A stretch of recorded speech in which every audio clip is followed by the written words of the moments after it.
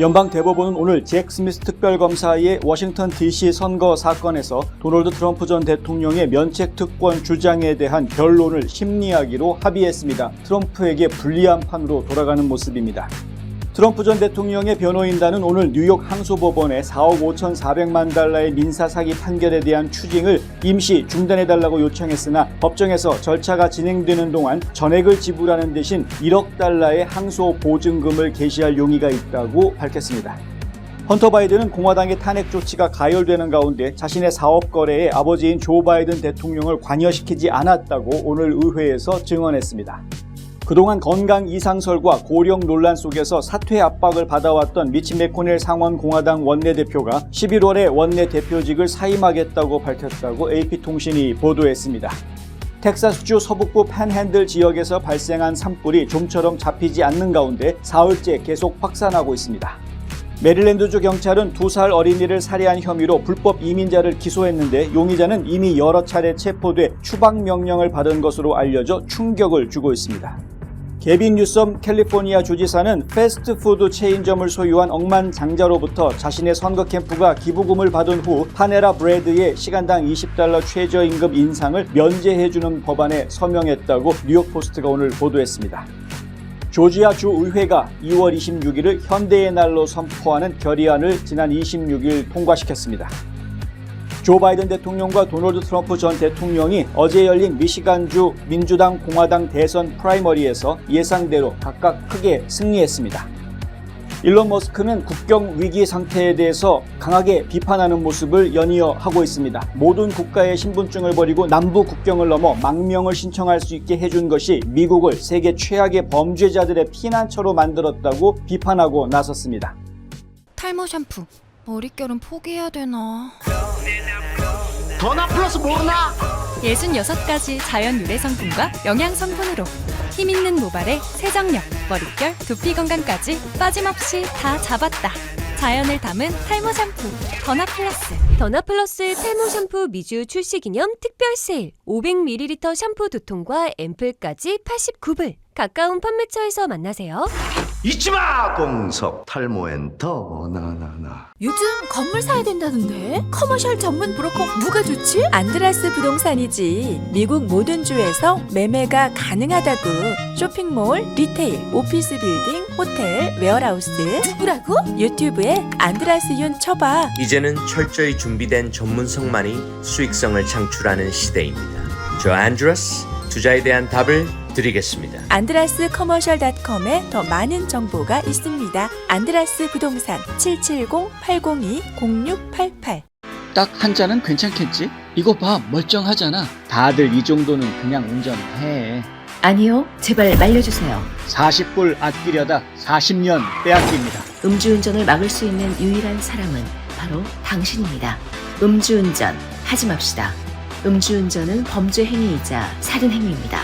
이 캠페인은 스테이트팜 박화실 보험, 강남 일시, 강창성 내과, 미션 아가페, 그리고 시스콘이 함께합니다.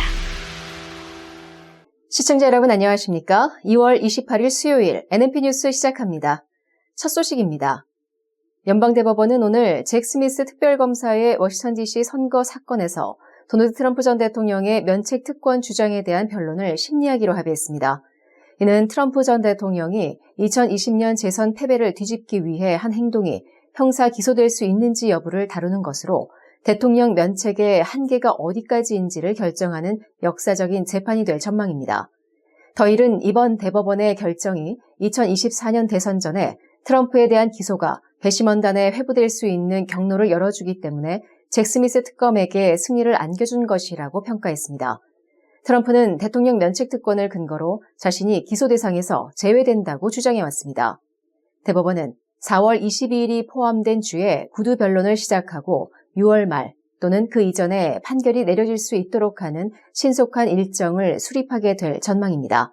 트럼프 측 변호사들은 판사들에게 이전과 마찬가지로 특검의 동기는 미스테리가 아니라며 특검은 트럼프 대통령이 바이든 대통령에 맞서 유력한 후보가 되는 11월 선거 전에 트럼프를 재판에 회부하고 유죄 판결을 확보하려고 한다고 밝혔습니다. 도널드 트럼프 전 대통령의 변호인단은 오늘 뉴욕 항소법원에 4억 5,400만 달러의 민사 사기 판결에 대한 추징을 항소 절차 중에 중단해달라고 요청했지만 법정에서 절차가 진행되는 동안 전액을 지불하는 대신 1억 달러의 항소 보증금을 개시할 용의가 있다고 말했습니다.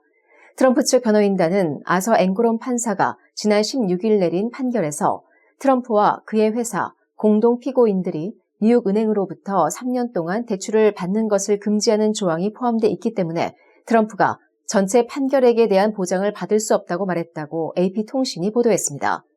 트럼프가 4억 5,400만 달러의 판결금을 전액 충당할 수 있는 보증금을 지불했다면 이 판결의 집행을 자동으로 중단시켰을 것입니다. 현행 뉴욕 주법에 따르면 트럼프는 판결금 전액을 납부하거나 항소할 때까지 30일 이내에 판결금 전액을 보증금으로 납부해야 합니다. 트럼프는 월요일 앵고론의 판결에 대해 항소를 제기했지만 판결의 집행을 자동으로 중단시키지는 못했습니다. 트럼프는 지난주에도 앵고론 측에 판결금 지급을 연기해달라고 요청했지만 판사는 이를 거부했습니다. 제임스 주 법무장관은 트럼프가 벌금을 납부하지 않으면 그의 자산을 압류할 것이라고 밝힌 바 있습니다. 헌터 바이든은 공화당의 탄핵 조사가 가열되는 가운데 자신의 사업 거래에 아버지인 조 바이든 대통령을 관여시키지 않았다고 오늘 의회에서 증언했습니다. 그는 공개 성명서에서 나는 오늘 위원회에 이 조사의 잘못된 전제를 종식시킬 수 있는 논쟁의 여지가 없는 한 가지 사실을 제공하기 위해 이 자리에 섰다면서 나는 내 아버지를 내 사업에 관여시키지 않았다고 말했습니다. 그는 변호사로 활동하는 동안에도 또 국내외 투자나 거래에 있어서도 이사회 멤버로서도 예술가로서도 관여시키지 않았다면서 절대라고 강조했습니다.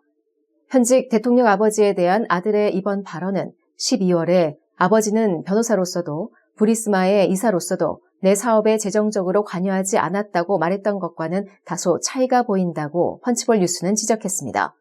오늘 의회에서 헌터 바이든은 자신의 실수를 인정했지만 전적으로 자신의 책임이라고 말했습니다. 그동안 건강 이상설과 고령 논란 속에서 사퇴 압박을 받아왔던 미치 매코넬 상원 공화당 원내대표가 11월에 원내대표직을 사임하겠다고 밝혔다고 AP통신이 보도했습니다. 올해 82세인 매코넬 의원은 17년간 상원 원내대표를 맡아 최장수 원내대표라는 기록을 가지고 있습니다. 그러나 매코넬 의원은 공화당 상원 의원들 중 유일하게 트럼프 전 대통령의 대선 출마를 지지하지 않고 있는 인물로 알려져 있습니다. 매코넬 의원의 보좌진은 그의 사임 결정이 건강과는 관련이 없다고 밝혔습니다. 매코넬 원내대표는 작년 3월에 넘어져 뇌진탕 진단을 받고 입원했으며 작년 7월과 8월에는 두 차례나 기자회견 중 말을 하다가 돌연 멈추고 수십 초간 멍한 상태로 있는 모습을 보여 건강 이상설이 불거졌었습니다. 매코넬 원내대표는 오늘 사임 계획을 발표하는 이유를 설명하진 않았지만 최근 아내의 막내 여동생이 사망한 게 성찰하는 계기가 됐다고 밝혔습니다. 또 일각에서는 그의 건강 이상설을 잠재우면서 동시에 11월 대선까지 자신의 임기를 보장받으려는 행동이라고 비판하고 결국 끝까지 트럼프 전 대통령에게 불리한 행동을 하는 것이라고 지적했습니다. 텍사스주 서북부 페넨들 지역에서 발생한 산불이 좀처럼 잡히지 않는 가운데 사흘째 계속 확산되고 있습니다. 오늘 텍사스 산림청에 따르면 페넨들 지역에 각기 떨어진 5곳에서 산불이 이어지고 있는 가운데 규모가 가장 큰 스모크 하우스 크리크 산불은 지난 26일 불이 난 이후 현재까지 총 50만 에이커를 태웠습니다. 이 산불은 텍사스주 역사상 두 번째로 큰 화재로 기록됐습니다. 불이 난 후 사흘 지나도록 불길이 잡히지 않아 현재 진압률이 0%로 보고됐습니다. 특히 햄필 카운티는 캐네디언 일대에서 주택 약 40채가 불에 타는 등 큰 피해를 입었습니다. 어젯밤에는 화재 지역의 남쪽에 있는 국가핵안보국의 펜텍스 공장이 이 화재의 영향을 받을 수 있다는 우려가 제기돼 가동을 중단하고 문을 닫았으나 오늘 오전부터는 다시 가동되고 있다고 AP통신은 전했습니다. 이 공장은 핵무기 해체를 주로 하는 곳으로 알려져 있습니다. 한편 그렉 에봇 텍사스 주지사는 전날 산불 지역 인근 60개 카운티를 재난지역으로 선포하고 화재 진압을 위한 인력과 장비가 신속히 지원되도록 했습니다. 가족, 미래, 행복, 꿈, 건강, 아름다운 삶, 슬기로운 보험 생활로 가능한 것들입니다. 박화실보험을 만나보세요. 자동차 보험, 집보험, 비즈니스 보험, 워커스컴, 생명보험, 의료보험은 물론이고 주택융자, 재융자, 자동차융자, 개인융자 등 은행 업무에 IRA, 401k, 애뉴이티 등 은퇴 및 재정 설계까지 모두 한 곳에서 도와드립니다. 100년을 한결같이 좋은 이웃으로. 보험의 중심에는 박화실보험이 있습니다.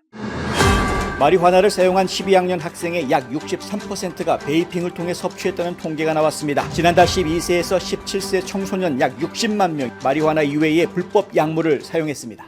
점점 더 많은 학생들이 대마초를 사용하고 있습니다. 당신의 자녀는 안전합니까? 마약. 시작하는 그 순간 중독도 시작됩니다. 내 건강과 인생은 물론 가족과 지인들까지도 위험하게 만듭니다. 이 캠페인은 스테이트팜 박화실보험, 강남일식, 강창성 내과, 미션 아가페, 그리고 시스콘이 함께합니다. 상안검, 하안검을 아시나요? 안과에서 성형수술을 한다는 사실도 아셨나요? 그렇습니다. 미국과 한국의 유명 의대 및 병원에서 최신 기술을 섭렵하고 돌아온 닥터 줄리아 강이 존스크릭의 졸리 성형 안과를 오픈했습니다. 다양한 보톡스 주사와 필러 시술, 그리고 명품 치료기를 통해 여러분의 피부에도 생기를 불어넣어 드립니다. 전문 의사가 직접 시술에 믿고 안심할 수 있는 졸리 성형 안과. 지금 상담 받으세요. 770-629-0600. 메릴랜드주 경찰은 2살 어린이를 살해한 혐의로 불법 이민자를 기소했는데 용의자는 이미 여러 차례 체포돼 추방명령을 받은 것으로 알려져 충격을 주고 있습니다. 살바도르 태생인 25세의 닐슨 트레조 그라나도스는 메릴랜드주 프린스 조지 카운티 경찰에 의해 유아 살해 혐의로 기소됐다고 이민세관 집행국 및 제거작전 대변인 제임스 코빙턴이 폭스뉴스에서 밝혔습니다. 트레조 그라나도스는 2022년 11월 추방명령을 받았던 인물입니다.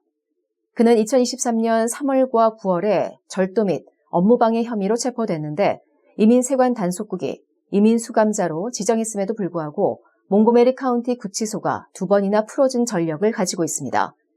그라나도스는 지난 2월 8일 두 갱단 조직 사이의 총격 사건 와중에 유아의 목숨을 앗아갔고 함께 걷고 있는 엄마를 다치게 한 혐의로 기소된 5명 중 1명입니다. 이번 사건은 앞서 조지아주에서 베네수엘라 불법 입국자 호세 안토니오 이바라가 22살 여대생을 살해한 사건이 알려진 뒤에 밝혀지면서 전국적인 반이민 정서에 기름을 붓게 될 것으로 보입니다. 개빈 뉴섬 캘리포니아 주지사는 패스트푸드 체인점을 소유한 억망장자로부터 자신의 선거 캠프가 기부를 받은 후 파네라 브레드에 시간당 $20 최저임금 인상을 면제하는 법안에 서명했다고 뉴욕포스트가 오늘 보도했습니다. 지난 9월 민주당 소속의 뉴섬 주지사는 패스트푸드 직원의 최저임금을 시간당 $16에서 $20로 인상하는 법안에 서명했습니다. 그러나 블룸버그에 따르면 패스트푸드 책임 및 표준회복법에는 빵을 굽고 이를 독립형 품목으로 판매하는 체인점을 면제한다는 특이한 조항이 포함되어 있습니다. 이 조항은 뉴섬이 요청한 것으로 알려졌는데 이는 캘리포니아 주에서 약 20여 개의 파네라 브레드 지점을 소유하고 있는 클린 레스토랑 그룹의 CEO이자 억망장자인 그렉 플린에게 혜택을 주는 것입니다. 블룸버그 통신에 따르면 이 뉴섬과 같은 고등학교를 다녔던 플린은 캘리포니아 주지사와 사업 거래에 관여해왔습니다. 그는 또한 뉴섬의 선거 캠프에 최소 $164,800를 기부했습니다. 주지사실은 블룸버그 통신의 이 법이 2년에 걸쳐 수십 명의 이해관계자들과 셀 수 없이 많은 시간을 협상한 결과라고 말했습니다. 한편 전국 레스토랑협회 회장인 미셸 코어스모는 빵 면제 조항에 대해 업계 모두가 의아해했다고 말했습니다. 그러면서 그 모든 것은 관계를 통해 이루어진다고 덧붙였습니다. 조지아주 의회가 2월 26일을 현대의 날로 선포하는 결의안을 지난 26일 통과시켰습니다. 브라이언 캠프 조지아 주지사는 이날 애틀란타에 위치한 조지아 주청사에서 현대의 날을 공표하고 호세 무뇨스 현대차 글로벌 최고 운영 책임자에게 결의안을 전달했습니다.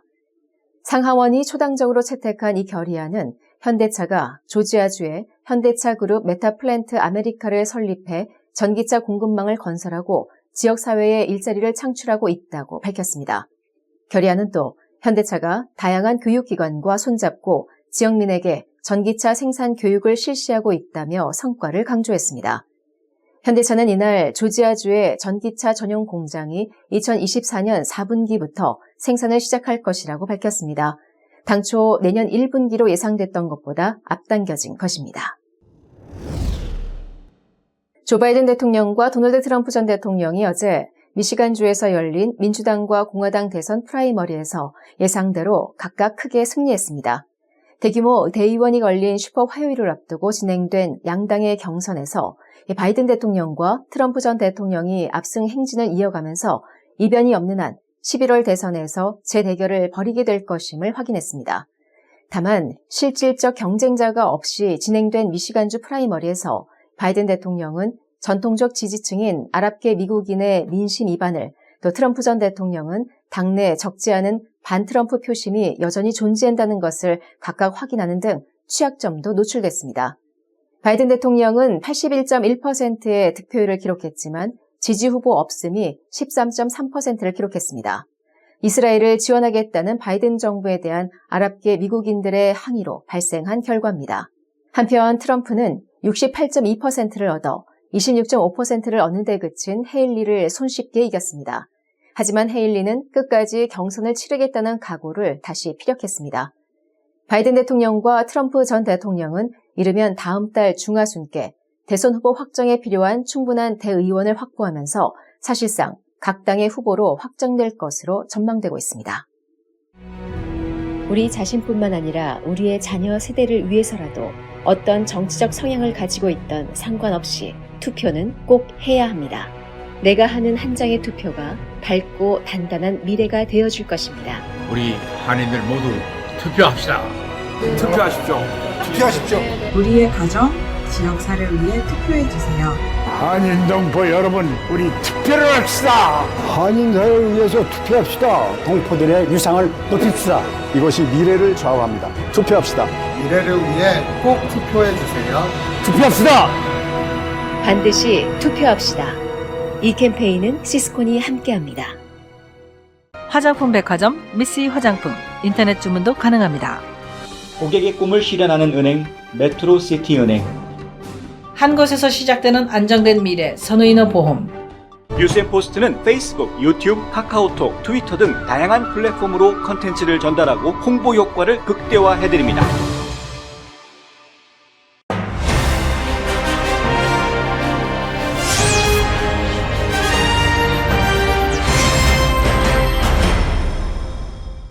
지금 제 뒤에 보시는 이 사진은 남부 국경에서 촬영된 것입니다. 사진에 보면은요, refugees, immigrants welcome. 그러니까 지금 망명자들 그리고 이민자들은 환영한다라는 표지판이 보입니다. 그리고 국경선임에도 불구하고 겁 없이 이렇게 남의 나라 사람들이 우리나라 국경 위에 앉아가지고 이렇게 팻말을 들고 떠들고 있는 이런 모습을 좀 보여주고 있습니다. 조 바이든 대통령은 전 세계에 언제든 들어오면 미국에서 환영해 줄 것 같은 그런 메시지를 보였습니다. 그것이 실수든 아니면 의도적으로 한 것이든 상관없이요. 어찌됐든 그런 메시지를 내보냈기 때문에 전 세계에서 많은 이 사람들이 미국에 한번 들어와서 아메리칸 드림 읽어보겠다고 좀 덤벼들고 있는 그런 상황입니다. 아이러니하게도 이런 사람들이 많이 달려들면 달려들수록 미국의 아메리칸 드림은 점점 더 어려워집니다. 그럼에도 불구하고 이들은 끊임없이 목숨을 걸고 대륙을 횡단해서 미국을 향하고 있습니다. 급기야는 이런 이야기까지 나왔습니다. 지금 블룸버그에서 나온 보도 내용인데요. 베네수엘라가 지금 폭력 범죄로 인해서 사망한 사람 숫자가요, 22년 만에 최저치로 떨어졌다는 겁니다. 무엇 때문에? 이주했기 때문에라는 것이죠. 왜 이런 일이 벌어졌느냐? 베네수엘라에서 범죄자들, 강력 범죄를 저지를 만한 범죄자들은 지금 미국으로 상당수가 옮겨왔다라는 이야기입니다. 이 보도 내용을 보면은요, 베네수엘라가 작년하고 재작년의 범죄 수치가 무려 37%나 떨어져 있다. 2016년 이후로 계산해 보면은 3분의 1로 줄어들었다라는 것이고요. 지난 22년 사이에 가장 낮은 강력범죄 사망자 숫자를 기록하고 있다. 결국 강력범죄를 저지른 사람들 다 어디로 갔느냐? 미국으로 온 거 아니냐라는 이야기가 나올 수밖에 없는 겁니다. 트위터에 보면은 이것에 대해서 여러 사람들이 한마디씩 하고 있는 모습을 저희가 볼 수 있습니다. X의 우익 계정인 endworkness라는 그 계정이 있는데요. 이 계정은 우익 계정이긴 하지만 어쨌든 이 블룸버그의 보도 내용을 인용을 하면서 베네수엘라가 22년 만에 가장 낮은 살인율을 기록한 것은 갱단이 이곳으로 오고 있기 때문이다. 이렇게 주장을 합니다. 또 다른 X 사용자는요, 망명 신청자는 불법 이민자에 대한 완곡한 표현으로 남용되고 있다. 이렇게 주장합니다. 이제 고국으로 돌아가는 것이 두렵다라는 것은 불법자들이 고국으로 들어오는 것이 두렵다보다 우선시된다라는 이야기를 합니다. 이게 무슨 얘기입니까? 고국으로 돌아간다라는 말은 참 좋은 말이죠. 그런데 고국으로 돌아간다라는 말보다 야, 불법자들이 고국으로 돌아온다라는 말이 더 무섭다라는 이야기들이 지금 나오고 있다. 이거 오죽하면은 쿠바라든가 이 베네수엘라 같은 경우에는 미국에서 추방명령을 내리더라도요, 추방명령을 내려서 본국으로 송환을 시키더라도 본국에서 입국을 거부하는 이런 상황이 지금 벌어지고 있다는 것 아닙니까? 이게 웃을 이야기가 아닙니다. 급기야 일론 머스크가 지금 X를 통해서 이런 이야기를 합니다. 모든 국가의 신분증을 버리고 남부 국경을 넘어 망명을 신청할 수 있게 해준 것이 미국을 세계 최악의 범죄자들의 피난처로 만들었다. 머스크는 또 다른 게시물에서 이런 이야기도 하고 있습니다. 문자 그대로 연쇄 살인범이라 할지라도 누구라도 세계 어디에서나 멕시코에 입국할 때 사용한 신분증을 버리고 망명 신청을 하고 서류가 없다고 말하면 미국으로 인도될 수 있다. 지금 방금 읽어드린 내용은 조지아주에서 얼마 전에 발생했던 여대생 살인사건과 관련된 이야기를 하면서 이 말을 한 것입니다. 머스크가 계속해서 반복해서 강조하고 있는 내용이 바로 이것이죠. 불법 입국자들을 미국으로 들어오게 하는 정책을 쓰고 있는 조 바이든 행정부에 대해서 강하게 비판하는 겁니다. 아직까지도 이것을 모르고 계신 분이 계시다면 정신 바짝 차리고 귀를 쫑긋 세우시기 바랍니다. 지금 조 바이든 행정부에서 하고 있는 국경 정책은 불법 입국하려는 사람들을 일단은 잡았다가 망명 신청한다고 이야기하면 풀어주는, 미국 안으로 가석방해주는 이러한 방식을 취하고 있습니다. 그렇게 해서 들어온 불법 입국자가 무려 850만이나 됩니다. 작년 한 해에만 320만 명이 넘습니다. 상당히 심각한 숫자가 아닐 수 없습니다. 바이든 대통령이 이 문제를 어떻게 해결하려고 할지 저희가 지켜봐야 되겠습니다. 29일 목요일에는 바이든 대통령이 국경 도시를 방문한다고 하는데 그곳에서 과연 무슨 이야기를 하려고 할지 주목됩니다. 앞서 보도해드린 것처럼 메릴랜드에서도 불법 입국자가 그것도 추방명령을 받고도 추방되지 않고 추방명령을 받은 이후에 2번이나 체포가 됐음에도 불구하고 여전히 구치소에서 풀어주는 말도 안 되는 이 사람이 2살짜리 어린아이를 총격해서 사망케 하는 이러한 일이 벌어졌습니다. 22세의 여대생이 잔인하게 살인된 사건과 맥을 같이 하고 있습니다.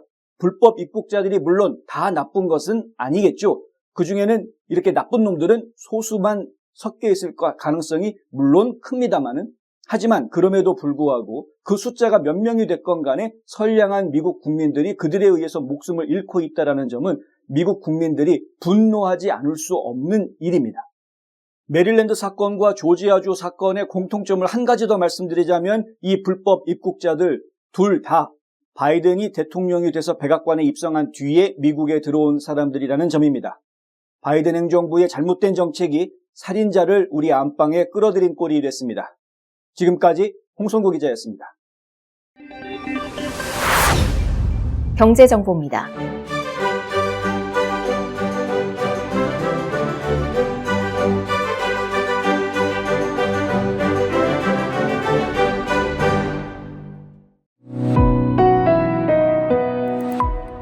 날씨 정보입니다.